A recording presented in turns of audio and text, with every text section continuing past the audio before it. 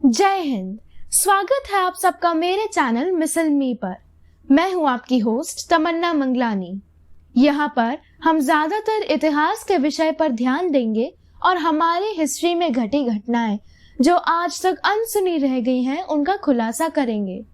तो चलिए हम हमारा आज का कार्यक्रम शुरू करते हैं। दोस्तों, मशहूर लेखक माइकल ब्रेचर, जो कि जवाहरलाल नेहरू के सिंपैथेटिक बायोग्राफर रहे हैं, उन्होंने अपनी किताब जिसका नाम नेहरू अ पॉलिटिकल बायोग्राफी में लिखा है कि कोट, यदि गांधी ने हस्तक्षेप नहीं किया होता तो सरदार पटेल 1946 टू 1947 में भारत के पहले वास्तविक प्रधानमंत्री होते। अनकोट। आज हम गर्व से कहते हैं कि हमारा भारत देश दुनिया की सबसे बड़ी डेमोक्रेसी है, परंतु यह बेहद दुखद और दुर्भाग्यपूर्ण है कि स्वतंत्र भारत के प्राइम मिनिस्टर का फैसला करने वाले पहले चुनाव में ही हेराफेरी की गई थी। यह न केवल इलेक्शन बल्कि पूरे भारत देश के साथ धोखा था।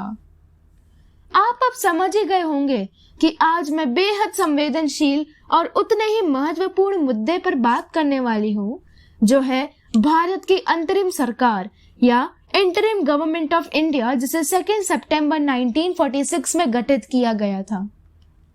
इसकी डिटेल्स हमारी स्कूल्स में पढ़ाई जा रही किताबों में शामिल नहीं है, परंतु मेरी कोशिश यही रहेगी कि मैं ज्यादा से ज्यादा यह पूरा मुद्दा तथ्यों के साथ आपके आगे पेश करूं। वर्ष 1939 तक all India Muslim league Congress के खिलाफ हो चुकी थी और देश में धार्मिक तौर पर ध्रुवीकरण कर रही थी। इससे निपटने के लिए महात्मा गांधी ने मौलाना अब्दुल कलाम आजाद को कांग्रेस के अध्यक्ष के रूप में चुना।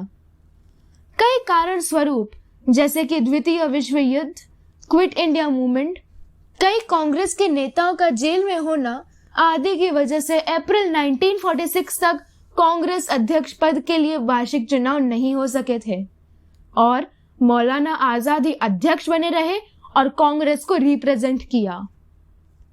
द्वितीय विश्व युद्ध के अंत आते यह भी साफ हो गया था कि हमारे भारत देश की आजादी भी करीब है। 1946 के इलेक्शन में कांग्रेस के पास 296 में से 208 सीट्स थी, जबकि मुस्लिम लीग के पास सिर्फ 73 सीट्स ही थी। तो यह तय था कि इंटरिम गवर्नमेंट बनाने के लिए भी कांग्रेस के प्रेसिडेंट को ही चुना जाएगा। इसी वजह से कांग्रेस प्रेसिडेंट की सीट अचानक से ही महत्वपूर्ण होने लग गई।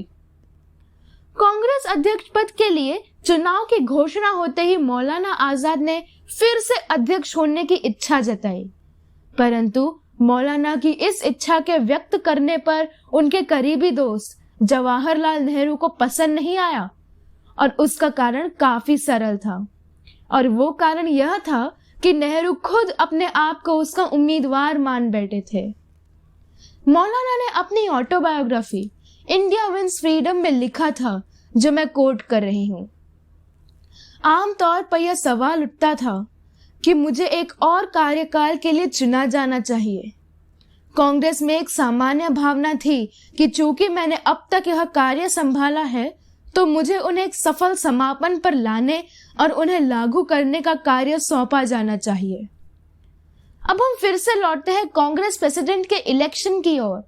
तो कांग्रेस के अध्यक्ष और इस प्रकार भारत के पहले प्रधानमंत्री के पद के लिए नामांकन की अंतिम तारीख 29 अप्रैल 1946 तय की गई।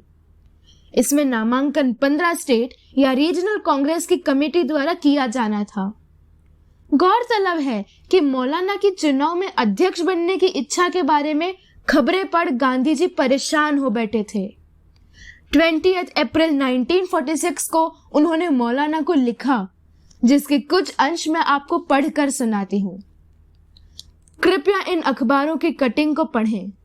मैंने मेरे विचार किसी के समक्ष प्रस्तुत नहीं किए हैं। वर्किंग कमेटी की 1-2 सदस्यों ने मुझसे पूछा तो मैंने कहा कि केवल एक ही सदस्य जो पिछले 6 सालों से अध्यक्ष है, उसी का पद पर बने रहना ठीक नहीं होगा। यदि आपकी भी यही राय है तो उसके लिए उचित होगा कि आप एक बयान जारी करें और कहें कि आपका प्रेसिडेंट बनने का कोई इरादा नहीं है। आज की परिस्थितियों में अगर मुझसे पूछा जाए तो मैं जवाहरलाल नेहरू को ही प्रेफर करूंगा। मेरे पास इसके कई कारण हैं, उनमें क्यों पढ़ना। और मौलाना आजाद को अनिच्छा से ही गांधी जी की बात माननी पड़ी। इतना ही नहीं, गांधी जी ने सभी के सामने यह स्पष्ट कर दिया था कि नेहरू कांग्रेस के अध्यक्ष पद के लिए उनकी पसंद थे। गांधी ने नेहरू का समर्थन करने के पीछे अपना तर्क भी समझाया था।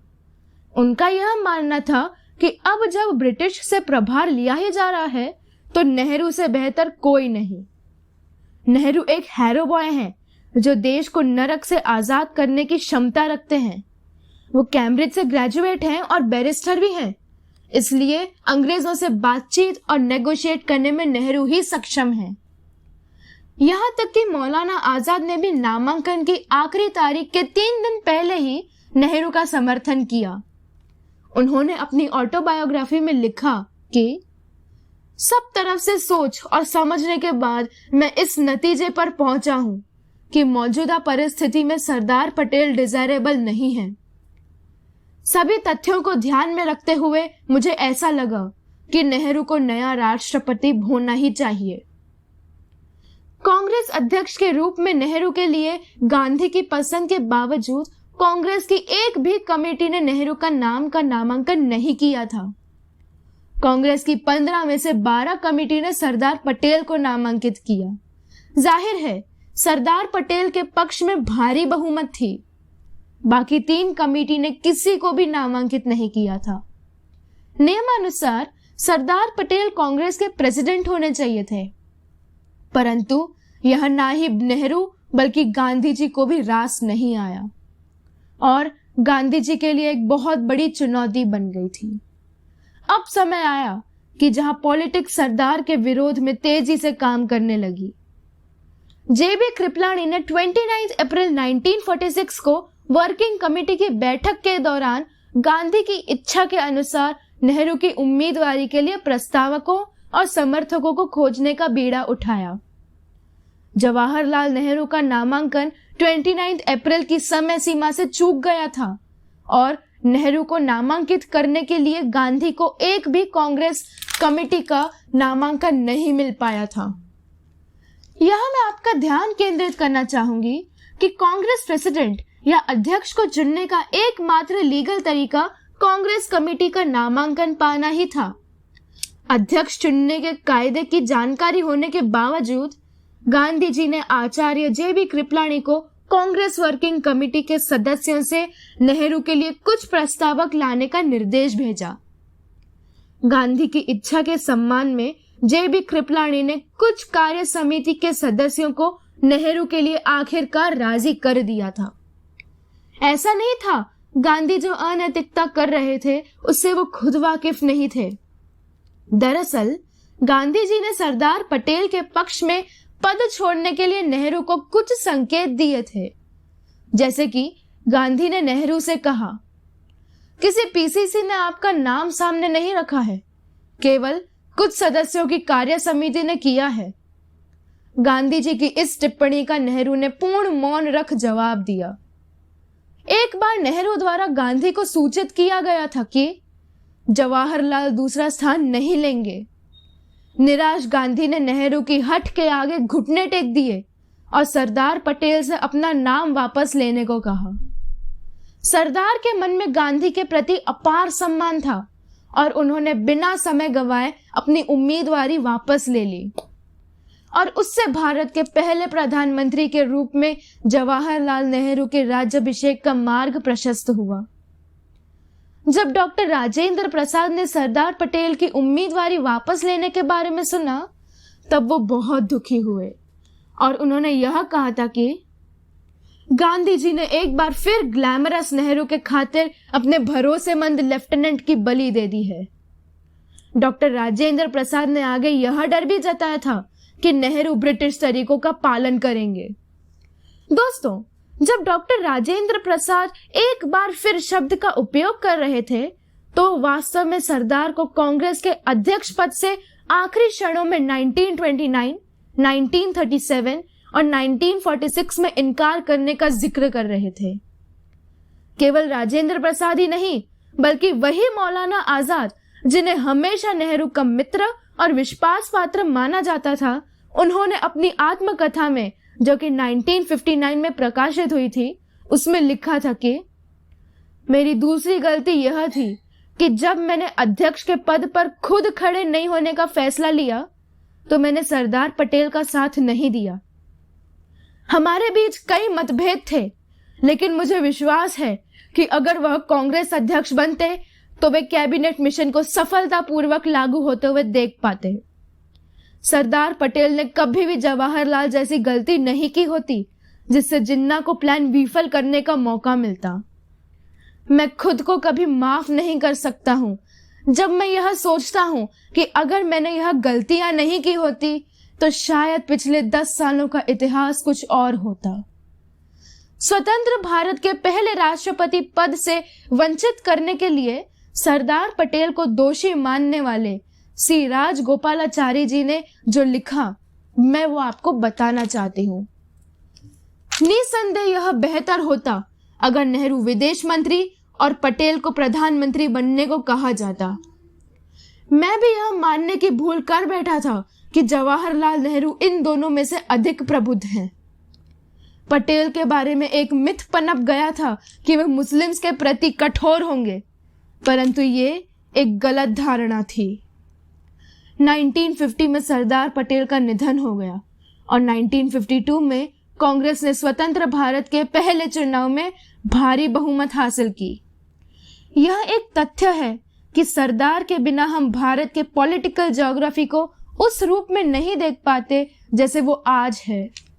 इसी के साथ इस एपिसोड को समाप्त करने से पहले मैं एक बात जरूर कहूंगी कि महात्मा गांधी ने इंटर पार्टी मामलों के लिए राजइकियाओं पर हावी होने वाले पार्टी हाई कमांड की लोकतंत्र विरोधी संस्कृति का परिचय दिया, और इससे भी बुरा यह था कि इस मामले और ऐसे कई मामलों से देश के अंधेरे में रखने का निरंतर प्रयास किया गया है। और इसी के साथ मैं इस पूरे विषय को समाप्त करते हुए एक कविता प्रस्तुत करूंगी। Poem The Twisted Politics After Independence. The Britishers ruled us from here and there. In our country, it's obviously not fair. But the moment Britishers were ready to give back everything, one more problem was about to sing.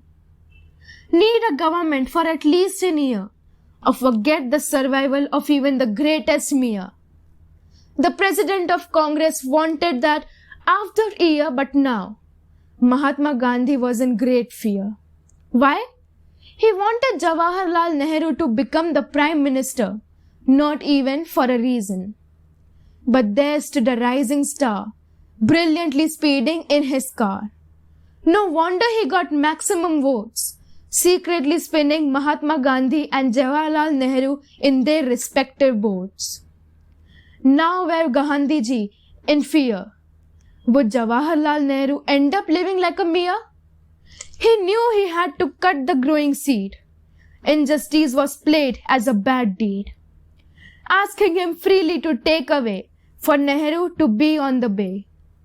Having immense respect for them, he completely lost the great gem.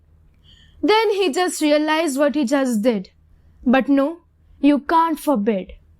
Came other leaders telling the truth. If Sardar was the Prime Minister, he would never use such tricks. Instead, he would be a great hero for joining India's and Pakistan's BRICS. At last, he defined history in a spectacular way, doing things no one can and finally being the one and only from the whole bay. Jai Hind, Bharat Mata ki Jai.